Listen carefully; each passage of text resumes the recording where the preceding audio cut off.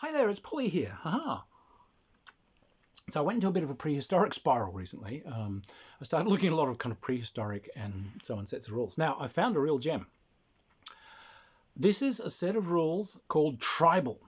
And this is designed for any kind of sort of tribally warband-based war. So this is designed for things like Vikings or Goths, but they've also got a lot of specifics. It can be done for prehistoric humans. It can be done for like Maori, and it can be done for like, Melanesian warfare.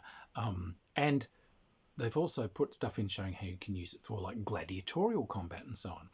It's a really interesting set of rules, and it's incredibly well researched. It's got a really great flavor to it, and I really think you need to take a look at it. This is really, really good work. So, in essence, the rules say that there are three types of guys. There are leaders, who are the butchest guys you've got. They are mighty and powerful. They've got that position because they're great fighters. There are heroes, who are slightly less mighty. And there are just groups of warriors. These are groups of 5 warriors, and essentially your groups here tend to have your heroes and leaders tend to have like 5 wounds before they drop dead. The group of warriors, every time they take damage, they lose 1 of the warriors. So you've got a kind of visual record of them wearing down. With the leaders and the heroes, you're going to have some kind of marker behind them to show accumulating wounds.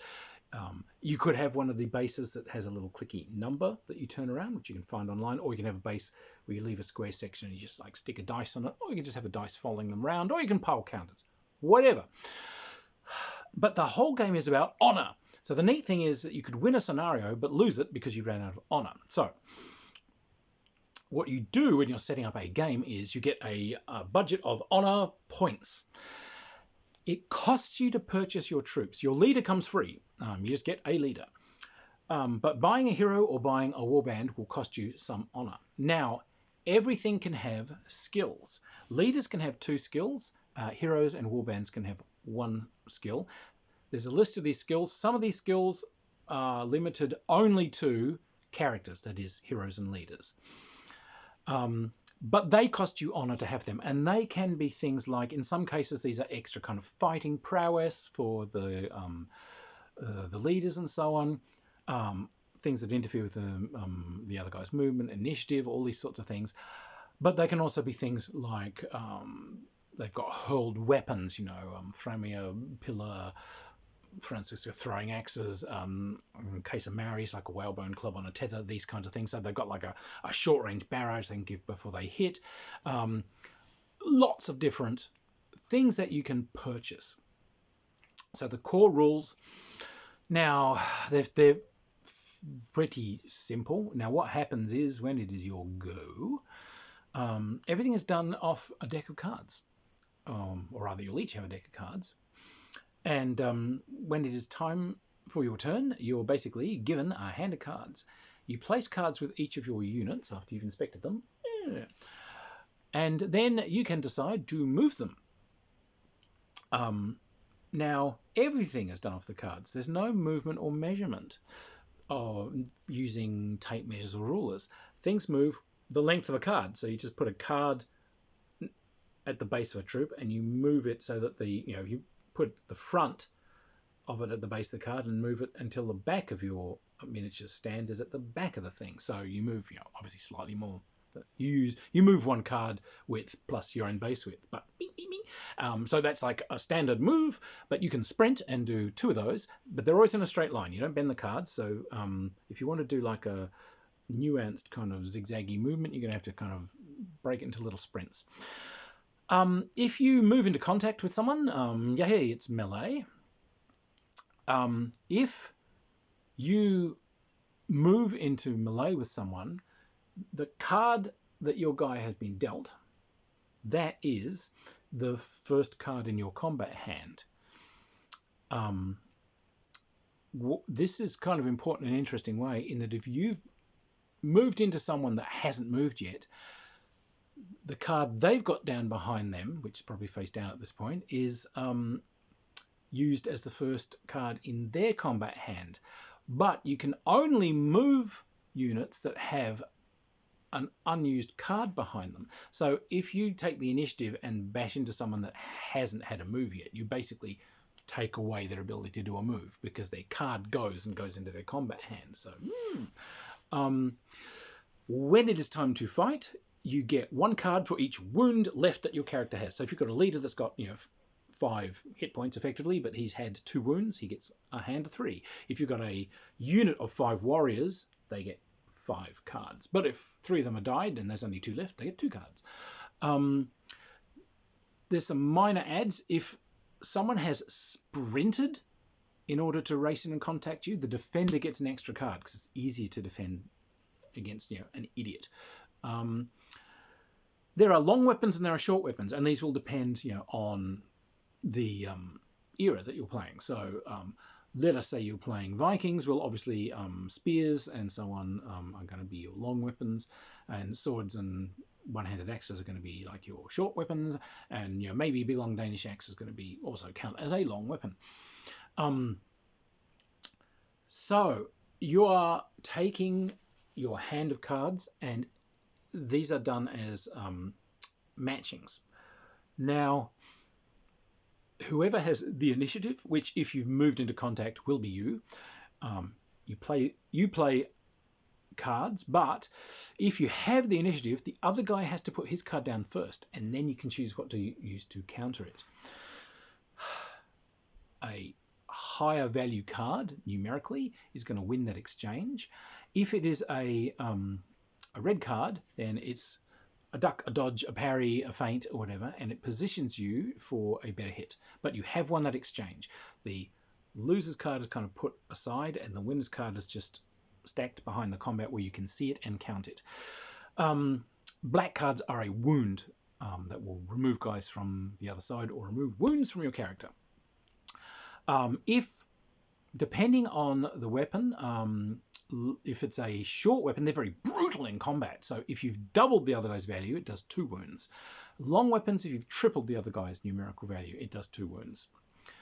So it is easy to kind of carve into people with the short weapons. However, if the cards are drawn, both the same value, then the longer weapon wins.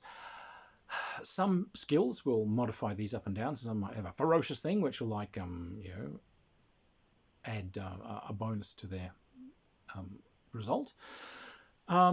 So you match cards until your cards are gone, essentially. But if one person has more cards than the other, so say someone's got 5 cards versus 3, you'll match them 1 by 1 by 1. When it gets to these last 2, the guys with the lesser cards don't have cards to face it, so they have to pull a random card out of the draw deck. And these are panic. This is just you panicking and parrying. If you can beat the other guy with your panic card, it stops them injuring you, but you don't injure them back. You're just flying around trying to not be killed. So you're just shoring up the gaps and praying to the gods. The jokers are left in the pack, by the way, and they do like uber damage, and face cards have a numerical value. So Jack, Queen, King, Ace are like 11, 12, 13, 14, etc. So okay. So it's an interesting set of mechanisms there. Now, when you finish a little melee, whoever's got the most winning cards wins that melee. And they take from a general stock of honor points, they take some honor, and that goes to their side. If you kill off someone from the other side, you take honor from their personal stash and give it to yourself. You take honor from the other person and give it to you. Now, when you've designed your armies, your warbands, you've had this budget to spend on skills and on people. But you've got to leave some behind, because if you ever run out of honor, that's it. Game's over and your guys flee. So yeah, you've got to...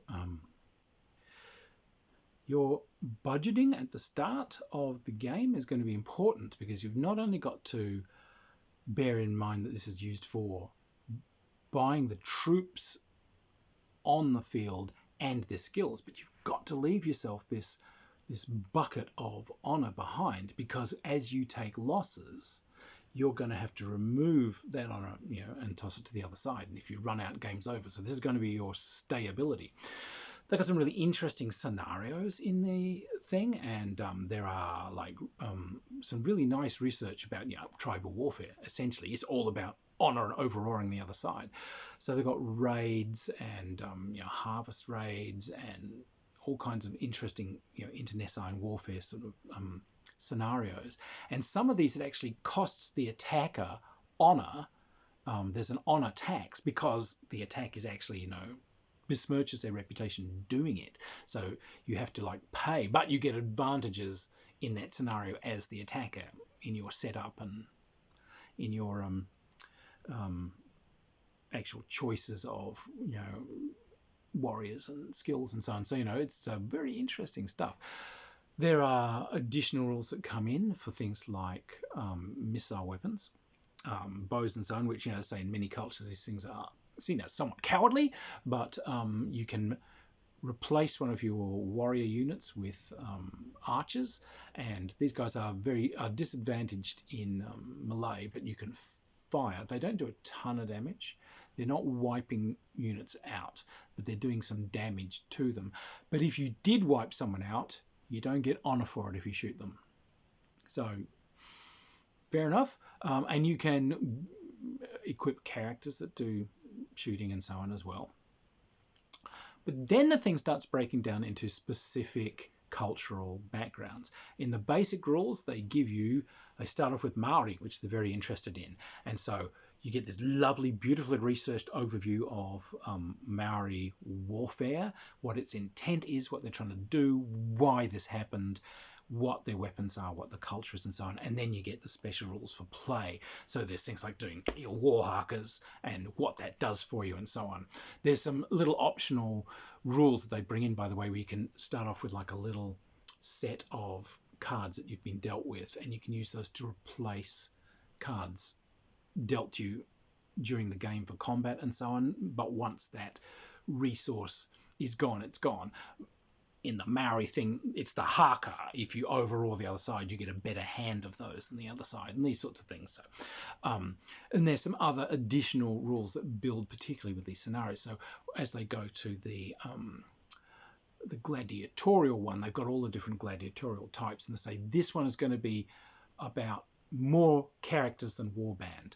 The warband are just basically kind of like prisoners they've thrown in with a sword or something, or your cool gladiatorial types. These are going to be characters, and the usual rule that you can only have one character for each warrior group that you've got doesn't hold true for gladiators. But the gladiators, they have armor, so essentially if you're hit, you can draw a card and you have to defeat the other guy's armor value in order for it to be a wound. All right, so we start building these things up, and there are many kind of optional rules that do build up, and they say you can roll all of these over into your other games if you want. There's no reason why Viking war chants or whatever couldn't be done as part of that, using that haka rule to give you that, and that reserve card pile, etc., etc., etc. They also do Aztec, and they've got rules for like capturing people and so on, because you want captives for sacrifice and so on. Great. Again, beautifully researched, well written. And then it gets to the prehistoric section. In the main rules, they've got nice prehistoric rules where you've got some kind of berserkery sorts and shamanic sorts that you can bring in. But there's a supplement to tribal, which is called primeval, and this builds up all of the prehistoric stuff, and it does it beautifully. It's really well worth it. Gives you a really spectacularly well researched overview into early man. So again, it goes over the different environments, the different reasons for warfare, and then it starts splitting up into the different kind of tribal types and the different hominid types and the different environments. So the Neanderthals are in there. This is what we know about them. This is what we know about their technology. This is what this means. This is how their body shape affects their movement and so on. So these guys have quite short legs. They don't run as fast as humans, but they do breast through underbrush and so on very well. These guys are not missile throwers. They have a melee-based mindset. Their spears and so on are clearly designed for melee. So these guys are very aggressive, but they also know their environment extremely well and so on. So they've got and all this lovely flavour. Here are the skills that Neanderthals can take, and here are environmental options for them depending on which region they're from, etc. Cro-Magnon man does the same. These guys have got missiles. They've invented, start inventing spear throwers and bows and so on. This is what they do. Here are their environmental rules. Here are the skills that these guys can choose from. Here are shamanic types and leader types and specialized hero types for them and the Neanderthals. Then it does surprising, was it Desmonians? I believe that's a pronunciation, which is a hominid type that has only relatively recently been discovered. It's contemporary with Cro-Magnon and Neanderthals. It's just that these guys were somewhat further east, and whereas most Europeans have about 4% Neanderthal DNA in their DNA, many Eastern and Australasian peoples have these Desmonian DNA, particularly Highland New Guineans. I think they've got about 8% of the DNA of these guys, and so yeah, a lot of that culture has to be conjectural based on what we have seen from where they lived and their environment, because they haven't left a lot of tools behind, probably because they were living in areas that were very rich with resources like bamboo and so on. So these guys probably had an awful lot of non-stone technology which hasn't survived. But they've got some really nice conjectures for that species.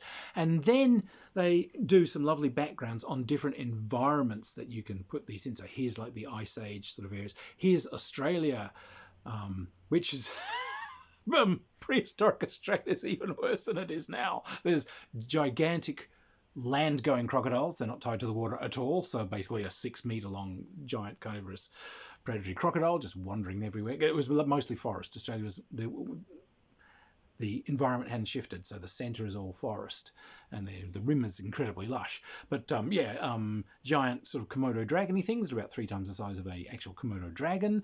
Marsupial lions, you've got like giant shearing planes in their mouths, so it's basically a cross between a saber-tooth and a grizzly bear, but has bolt cutters for a mouth. Australia. It's got all of these in, and then they put in a slew of really, really good scenarios for hunting and tracking and animal migrations and cooperative games where different people are trying to use groups that are trying to all cooperate to gain prey from migrations, and you can trip the other guy up and whatever, but if you actually injure any of the other guy's troops and so on, you actually lose on it because you've gone too far. Each of these different racial groups has its own special scenarios just for that group, and they also go on to very, very primitive hominids. So if you were really wanting to play like Australopithecines and so on, like it does a lovely overview of all the different hominids, and then rules for playing some of these if you really want to. These guys have obviously different weapons because often it's just beating each other up with their hands, but they do have like some hand axes and this sort of stuff. So so it becomes a slightly different combat system. So as a supplement, fantastic piece of work. More deadly serious, obviously, than other games that I've looked at for prehistoric stuff. No plastic Tyrannosauruses here. There's some terrific rangers like Stephen Barber models and Eureka Miniatures and so on do all of these sort of stuff. So yeah, look, Tribal, again, a really good war game, really well done. The card system is clever, it's nuanced, it's easy to do, but you will be outwitting the other guy, and you'll be like thinking about what cards you're playing. Because you're trying to like tease some of his good cards out of him, and then maybe you've got a joker up your sleeve or something you're trying to like. So yeah, it's a really good game, and it does something that other groups haven't done. It treats this very seriously, but I like the idea that you might win the scenario technically, like, well, I was supposed to burn these huts and steal this food, but you might have actually lost the fight, the actual game, because you did this in such a dishonorable manner that the other guys got at it with more honor than you did, which is what kind of counted. And when the tales are sung, it'll be the honor that's remembered, not the fact that you stole a whole bunch of salted fish. So yeah, really nice thing. And again, not too expensive to play. Yeah, at its best, you might be playing, what are you going to have? 2, 3, 4 groups of 5 figures and some heroes and a leader. So, you're going to be looking at maybe 15 or so warrior figures and maybe a leader and 3 or 4 or 5 heroic types. So not a big outlay. So and there's some great miniatures of period Great Age of mammals and mammoths and giant sloths and glyptodons, all this sort of stuff. Those are all out there. So you can actually make, sure, they haven't got bright and shiny uniforms, but the miniatures actually paint up really well, and so I think it's got all the charm of doing a cool miniature battlefield and painting your stuff and lots of cunning. But what I found really engaging in this one is designing your damn warband, because of course that urge to go crazy and cover the board with your minions, and then you realize that, yeah, but if I lose any of these guys, I'm out of honor and this is done. So it's like, am I keeping too much honor back? Am I not providing enough guys? Do my guys need more skills? Do I need a bunch of guys who are just cheap as chips and a couple of highly skilled people in the back? So that wonderful balance of design is the resource management that keeps you coming back to this one. And playing with the different skills and seeing their effects on the field and moderating your play accordingly. Yeah. These are good rules, really good rules. Highly, highly recommended. You can find them on Drive-Thru. It's a PDF, and they're excellent work. I presume they're probably going to do some more follow-up books for different settings, but the primeval one is excellent, and I was really floored by the level of research that they'd done into it. They've read an awful lot of actual technical stuff. This isn't a bunch of gamers just doing, having fun with cavemen. This is actually, they've read honest to God books on the subject, and they've read honest to God books on, observer accounts of, Melanesian warfare and early Australian warfare, and, fantastic. Anyway, this is a highly recommended game. Take a look at it. I think you get terrific games out of it, and it's a not well explored period. So it's good to see. So anyway, if you like the reviews, by all means subscribe. Find me on Patreon and all that kind of jazz. Cheers, everyone. Mm-hmm.